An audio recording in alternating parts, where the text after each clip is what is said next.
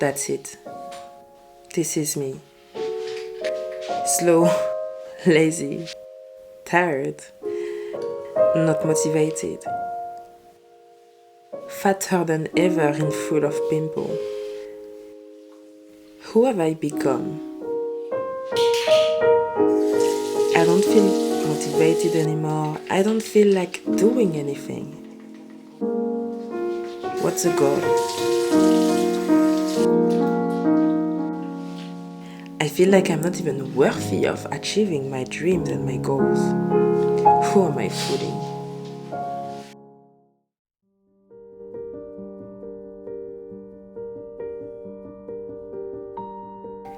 This was the way I talked to myself a few weeks ago.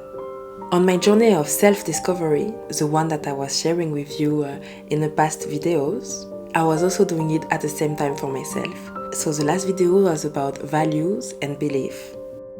To start reviewing my own values and my own belief.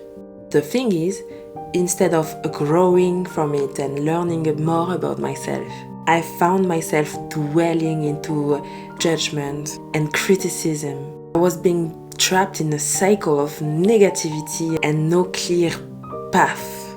The shame, the anger, the fear, gradual descent into the darkness, marked by an important sense of disillusions and self-doubt.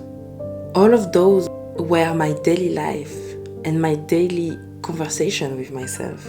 And I can tell you, I wasn't feeling good about it.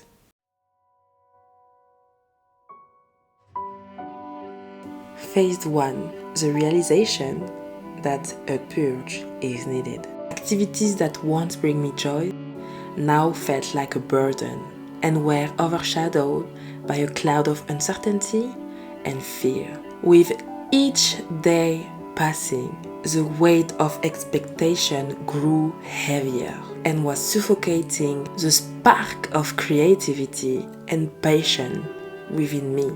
That's when I realized that something was off. The simple pleasure of living and the pleasure of enjoying small things went away.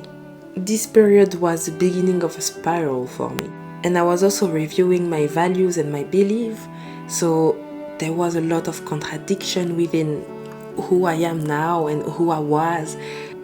It was also so disconcerting to be so out of touch with the true essence of who I am. But as I said, this was when I realized that something was off. So for me, I started to see clearly how unmotivated I was, how self-critical I was, how hard on myself I was. And it was like a wake-up call to see that I was being crushed by my own expectations. And even in the darkness, there was a bit of hope. A small light signaling a new beginning. In the warmth of the sun, I found comfort and a reminder of the strength and the resilience within me. And when I'm saying the sun, I'm not even joking. As the sunlight broke through the clouds and lit up my path, I understood that the answer was not to run away from my surrounding or to escape it. The answer was to face and confront the shadow within me. It was a journey of looking within and making conscious effort to realign with my true self. And in embracing the light, I found the courage to confront my fears and insecurities head on. I made peace with the past, acknowledging its lessons, without allowing it to define my future. And with each step forward, I reclaimed my power, forging a path towards self-discovery and renewal. And so, as I stand here today, reminded of the transformative power of self-awareness and introspection, the journey continues. But now, with each passing day, I walk with purpose and conviction, guided by the light that shines from within.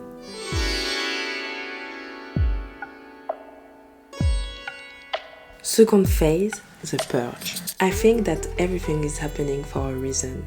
Here, in this case, all of my closest friends came at perfect timing.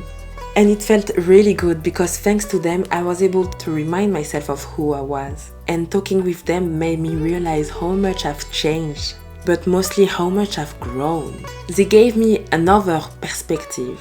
Instead of seeing it in a dark way, not feeling connected and feeling estranged to myself, they gave me this perspective of being lighter, happier, and better.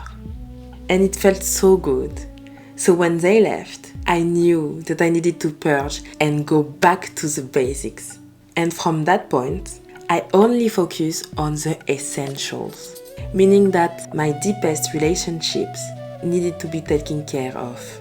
And the ones that are most important for me are the relationship with myself, the relationship with the love of my life, the relationship with my family, and the relationship with my friends. And the rest is just a bonus. But this is where my priority should be. So I took the time to focus on me first. And for that, my first step was to erase social media, because I've realized that I've been on social media since I'm 14 years old, even a bit before with MSN and the blogs, But I've been on social media since I'm 14. Right now I'm 28. So for more than half of my life. And when you are working, when you're at school, you take breaks from it. You have holidays. But from social media, no breaks, no pause, no holidays. And when I think about it, that is so crazy. So I decided to have a break from it, to delete my account and to see how I feel about it. Now it's been then more than 3 months that I'm not on it. And to be honest, I don't know if there is a lot of difference, but I have more time now for myself. I have more time to focus on more things, but I don't know. At least at first I was like, I was a bit still addicted. So whenever I had a few free time, I wanted to go back to the social media, the reflex of going back to Instagram, scrolling down and everything. But at one point it just went away. I would say now that I just feel that I can focus more, and that's really good, especially for my job. So I can focus more, and I can focus more on things that also I enjoy. And I will see for what's next, but for now this was my first steps and it helped.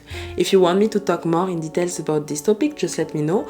The second step to take care of myself and to be able to focus more also on the essential was to grieve about my past. I've realized that I needed to grieve about my past self. I couldn't let go, and I will always feel this feeling of being confused about who I was as long as I don't let go of my past self. So I did the steps, I did the effort to grieve about some relationships that I had in the past, some friendship, about the way I was, the behavior that I had, but also I grieved about my past mindset, my past values, my past behavior, because all of these were associated with a version of myself that is not in the picture anymore. Once I did it, once I grieved and let go of some people, some situations, some behaviors, I realized that I was able to create more space for new ones. And it felt so good, felt so great, because I was able to just have more space. And to put it in a literal way, I also did it for my outfits in my closet. So this way, everywhere. There was some outfit that I had since I was 16 and I never put them in the trash because I just have them, And the fact that I was able to have those bags of outfits and I was able to give them away and have more space in my own closet and being able to renew myself with my outfits, it was so therapeutic. But it was therapeutic in a material way, but also in a spiritual way. I really felt more light. And talking about spiritual, the third thing that I did for myself was to clean my energy.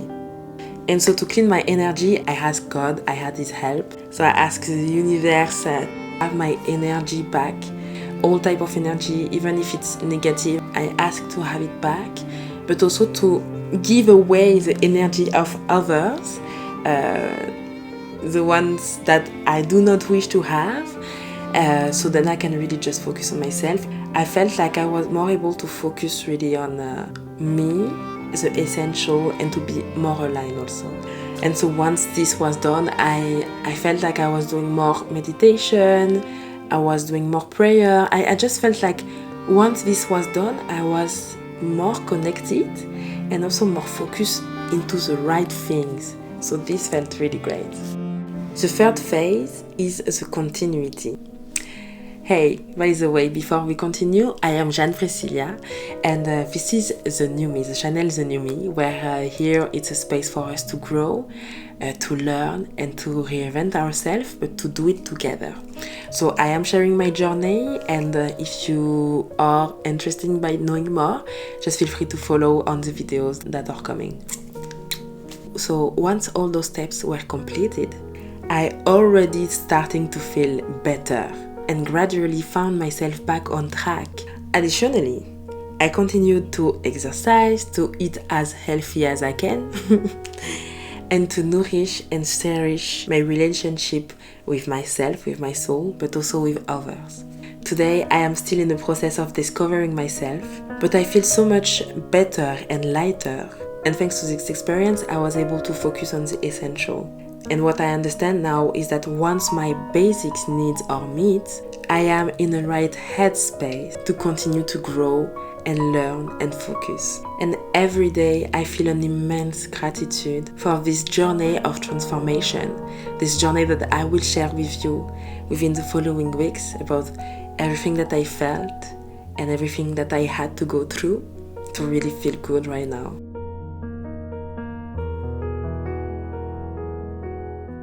This journey has also taught me the importance of self-care and valuing the small victories, especially with my friends coming and reminding me the journey that I've been through and how much I've grown and how happy I should be about those little small things that sometimes I just forget.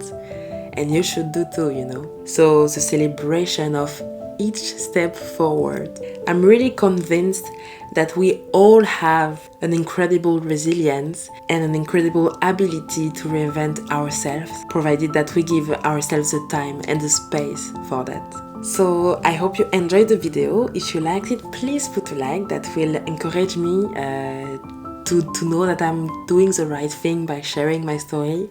And I will really appreciate it. If you do have any question, just feel free to ask in the chat, to ask in a comment, and I will be pleased to answer. And otherwise, I will see you then next time. And I wish you a good week. Bye bye.